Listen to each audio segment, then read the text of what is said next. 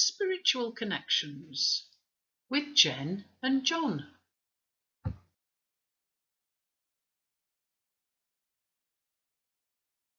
Welcome. We hope you enjoy our conversations on all things spiritual and how we as spiritual beings can survive on this planet Earth in our human form. The topics we choose are in the moment. May you find them to be of interest to you along your own spiritual pathway.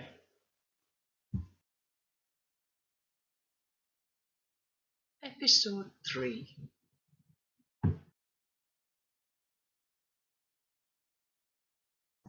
So hi, good day, John, and welcome everyone to Spiritual Connections with Jen and John. Here we are once again. So how are you doing, John? Excellent, thanks, Jenny, and I trust you're the same. And as we say here in Australia, g'day. You're the same, and as we say here in Australia, g'day. I am. Good day, John. I'm very good, thank you. So today, I think we were thinking about, you've been talking about the spiritual inner child. Well, via MailChimp. And this morning, that's I wrote about our spiritual child. I'll just read it. It's never a long email. I'll just read it out. What does it take to truly balance our spiritual self with our physical and emotional body? One of the keys is to acknowledge our spiritual child. As children, we had a very natural connection. At some point in our development, it was like our spiritual child holds all our memories and purity of purpose. Connecting with our spiritual child is a great way to connect with our source energy. Get to know your spiritual child. It may be easy for you to do, or it may seem impossible. Even if it seems like a fantasy, stay with it. As you begin to visualize and imagine more and more, you will develop a connection you can trust. So be patient and allow your spiritual child to guide and lead you. Be mindful, pause, connect. That's beautiful, John. And I'm wondering... Connect. That's beautiful, John. And I'm wondering, what's your perception on the difference between the spiritual inner child and the inner child?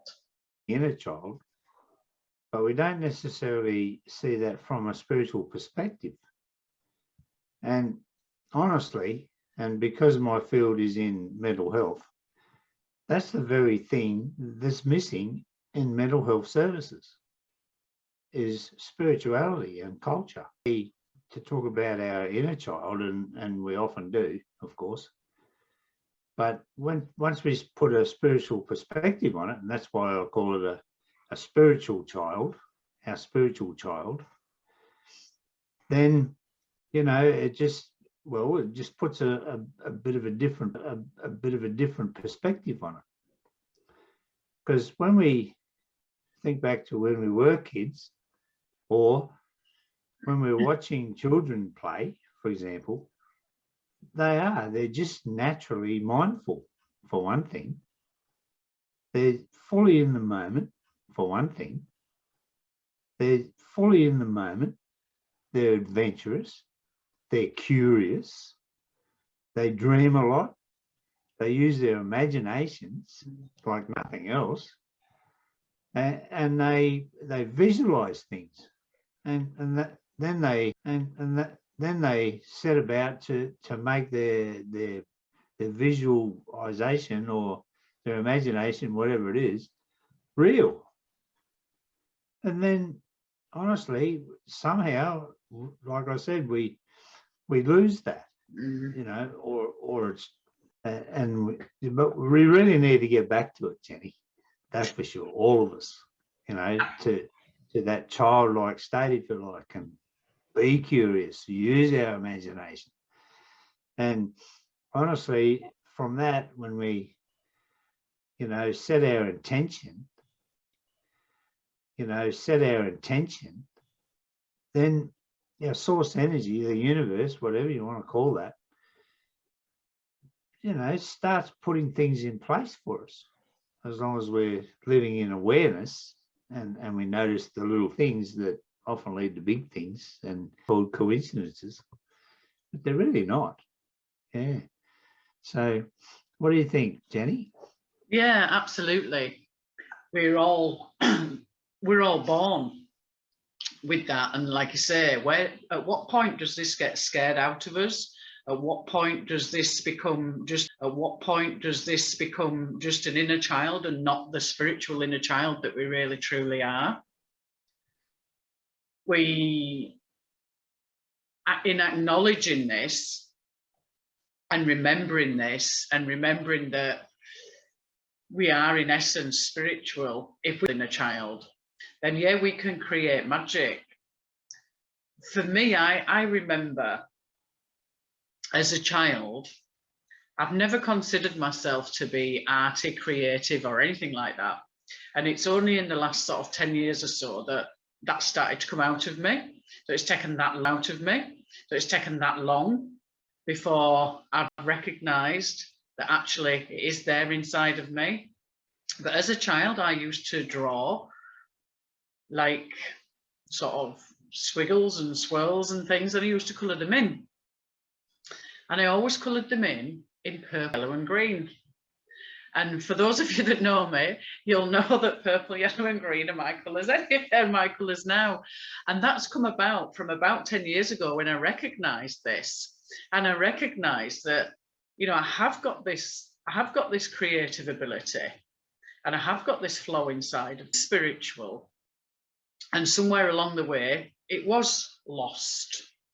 And along with that, those drawings and those colours that are then helping me to do all the other things, there was another memory of light language, which I've only in recent years realised is actually light language. But as a child, I actually remember speaking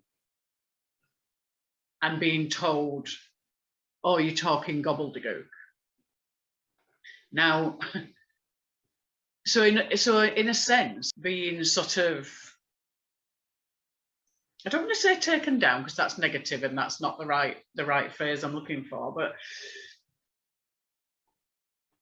it sort of gets diluted. So you sort of stop doing it because you think, oh well, you know, nobody understands it, nobody knows what I'm talking about.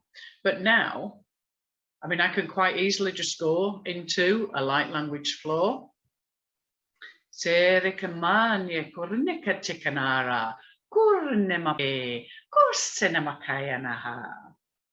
as I've done that, I've just seen your face light up and glow, because it's the language of our soul.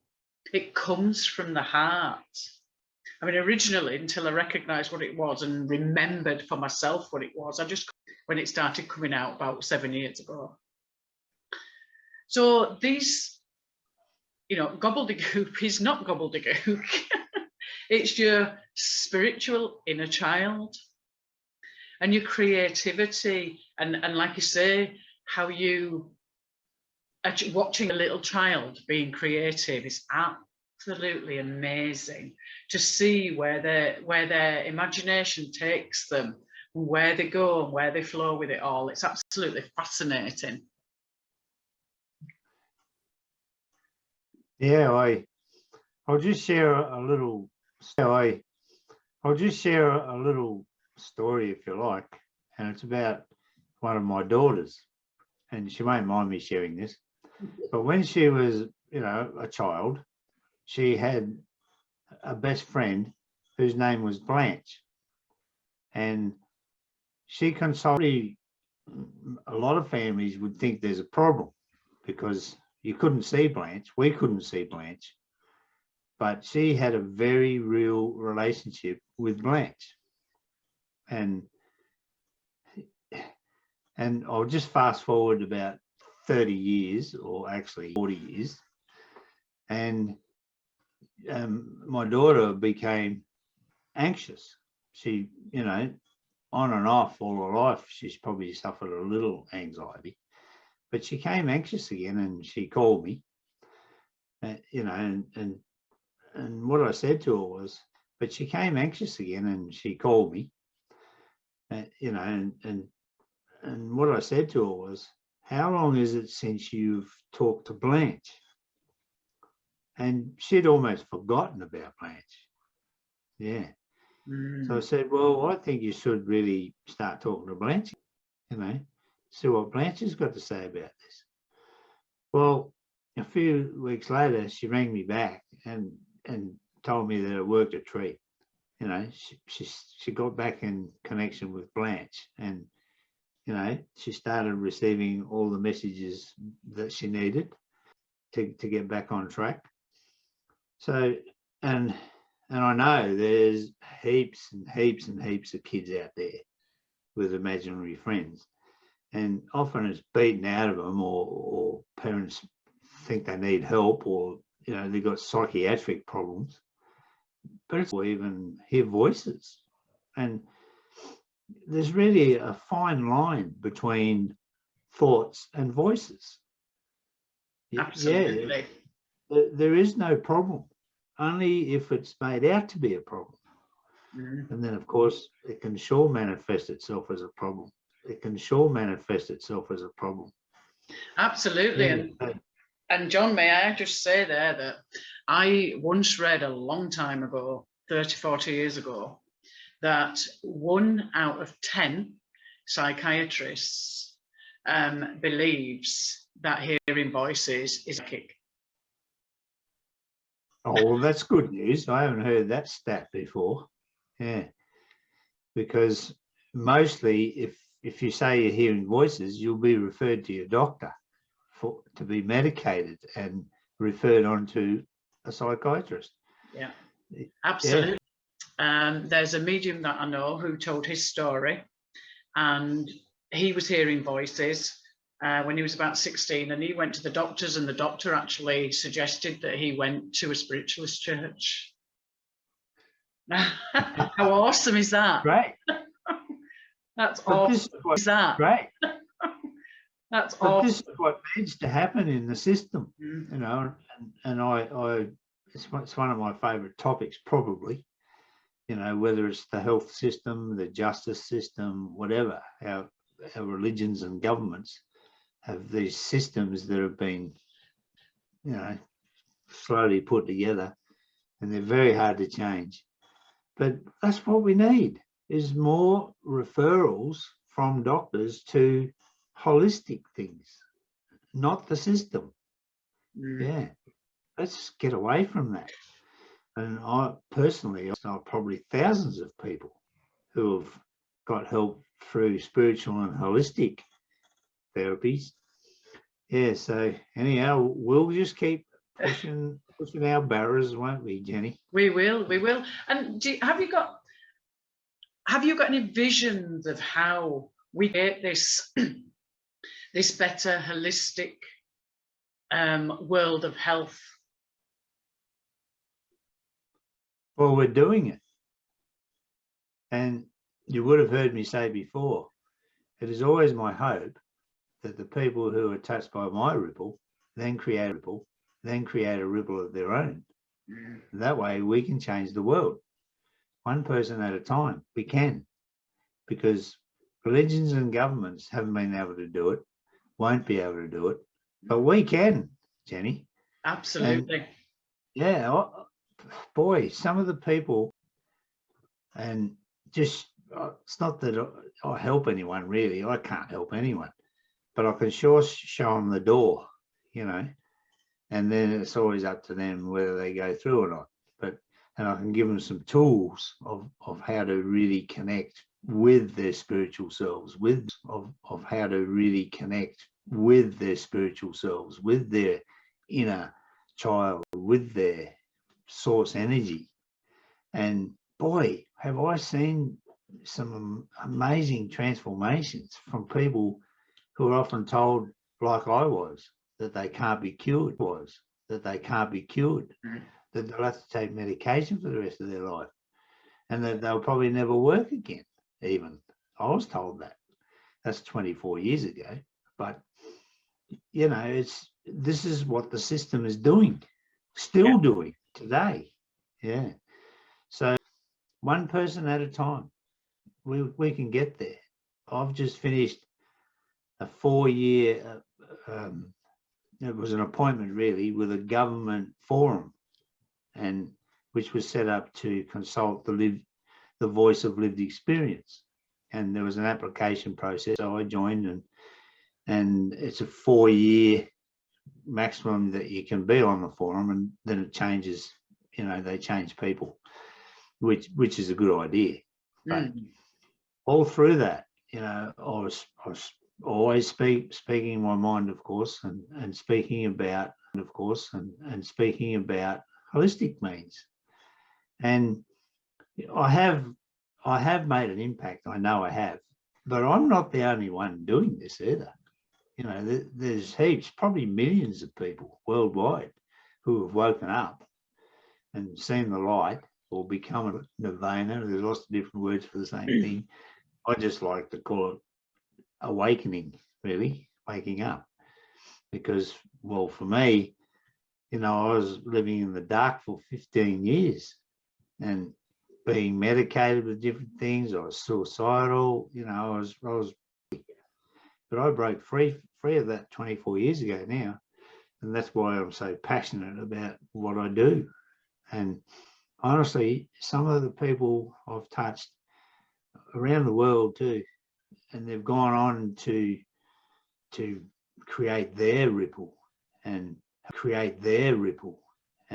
help others, and that's happening. And there's millions and millions and millions of people who have awakened and making a difference in the world today.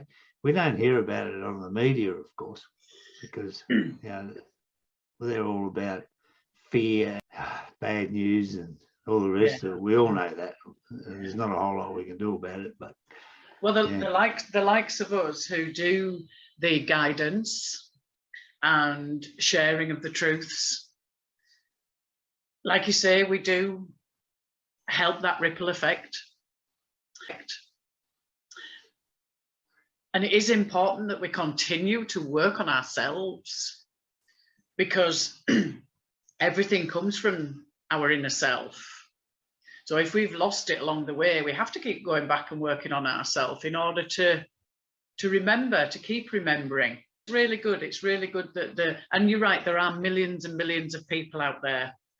Millions of us don't have a television, don't pick up a newspaper, don't read any of this mainstream media stuff, because we know we don't need it, because we know we don't need it, because we know our inherent self knows the truth. So our truth always sits comfortably within our own heart. So as guides for other people, we can help keep that ripple effect going. So yeah, you're quite right. It's what is actually happening out there. And I think for us, you're over there in Australia, I'm here in the UK. And I know this will be a little bit controversial for some people, but I do believe that the NHS is crumbling. And it's been crumbling for a long time, even years ago, that the mental health system's broken. That came from my actual GP. So these changes are here, and it's for us to help guide and help other people find them.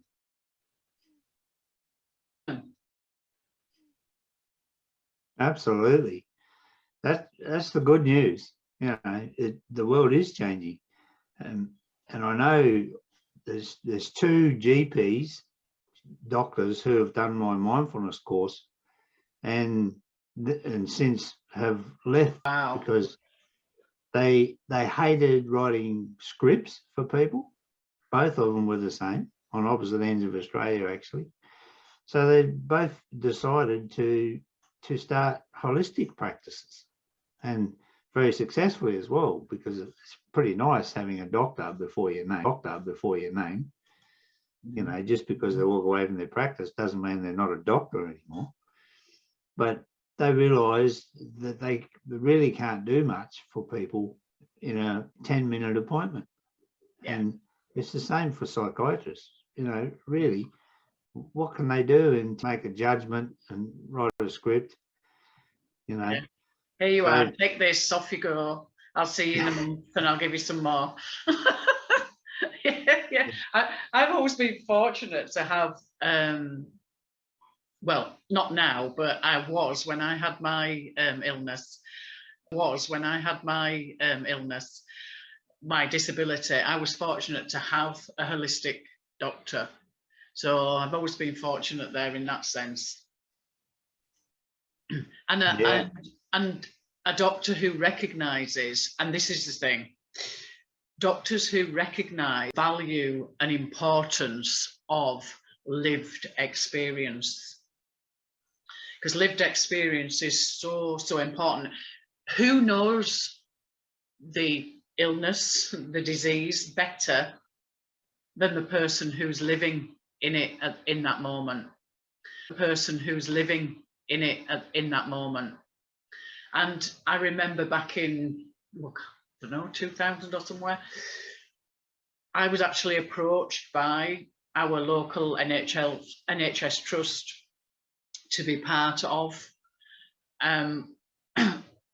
Lost on me at the moment, but I do know I did it.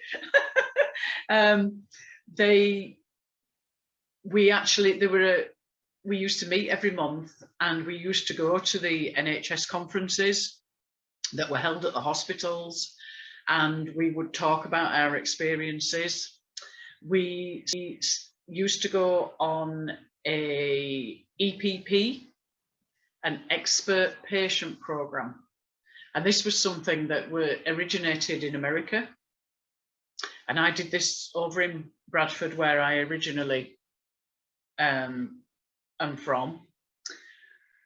And it was absolutely amazing. All it was 2 hours a week for 10 weeks. And there were about 10 of us would meet up, and we were all, like, I had RSI, somebody else had heart problems, somebody else had MS, somebody else had anxiety or depression, or didn't matter what you had, the core essence was the same, and the core healing was the same. And it's the best course I have ever been on in all my life, because it incorporated all the mindfulness, all the nutrition, it incorporated everything. And it's a part and parcel of what I do in my daily work as a spiritual coach. I can use all my lived experience and all those other factors and all those aspects and bring them all into play, and do that from a spiritual place. For lived experience, that's for sure. And even with the forum that I've been with, when I first started 4 years ago, there was one peer support worker. They had just hired their first peer support worker in my health district, because Australia is divided up into health districts, Well, today there's 6. Wow. So that's what's happening in Australia. And that's happened in every health district as well. And I'm talking about mental health and alcohol and other drugs. Now, where there was only one, like 4 years ago, and that was only recently. That was the first one, which wasn't long before that. So probably in 5 years, it's gone from nothing to 6. So it's still not enough, but that's real progress. And we're going in the right direction, aren't we? We are. Yeah, that's the good news, because it's no good just whinging and complaining about our system. But if we can get in there maybe and try and give them a different perspective and keep working towards that, because peer support, that's what they're called in Australia, peer support workers. But even now, it's very disappointing actually, because in a way, because even now I've seen positions advertised where peer support workers must have training, must have a Cert 4 or whatever in peer support work. And honestly, it defeats the whole purpose. I was just going to say that defeats the object, doesn't it? Absolutely. And the other thing that's happening here is they're opening safe places where people can go who might be suicidal. And if we're totally honest, we've all had suicidal thoughts. I don't care who it is, And they've opened these safe places, and I got quite excited when the funding was in the other health district, where it's an alternative to emergency departments at hospitals, because typically that was all people had to present themselves at ERs, emergency rooms at the hospitals, if they're suicidal, and then they get assessed and all the rest. Of it. So now they're opening these safe places, safe havens almost, where people can go and talk to a peer support worker. But at the end of the day, these centres include and it's going onto their health record. So once again, they've completely missed the point, because people want to go along and have a chat with someone else who's been suicidal, and maybe whatever comes out of it is beautiful. Is beautiful, and do it anonymously. Yeah, absolutely. Anonymously is control. Anonymously is the way to keep trust. Oh, absolutely. Yeah. Nothing worse than going into a situation like that, because I wouldn't be able to trust where that information was going to go. Yeah. So I wouldn't open up. So it would be a pointless exercise. Well, anyhow, that brings us back to where we started. It does. It does. Honestly, I encourage everybody to start getting in contact with their spiritual child or their inner child. And when we start practicing mindfulness and be mindful, pause, practicing mindfulness and be mindful, pause, connect. It's a simple practice. And when we start connecting with our inner child or spiritual child and start even having conversations, and there might be conversations, and there might be one-way conversations to start with, but if we're regularly pausing our minds so we can receive answers or solutions, or pausing our minds to switch on our creativity, our intuition, would have been really foreign to me one time, because I had a mind that was like a drunken monkey, busy 24/7, all over the place, stressed, worried, anxious, depressed, you name it, and non-stop. Yeah, been there, done that. There's a lot of people doing that, especially in this time. So it's up to us to create our ripples and show people and teach people these simple practices of pausing and connecting and getting back to even being like a child again. Yeah, thank you, John. Well, that's been an awesome conversations today. So thank you so much for that, and I look forward to speaking to you again in a month's time, maybe. It's amazing. We're on opposites. So anyhow, mindful love and light to everybody. Thank you, John. Bye.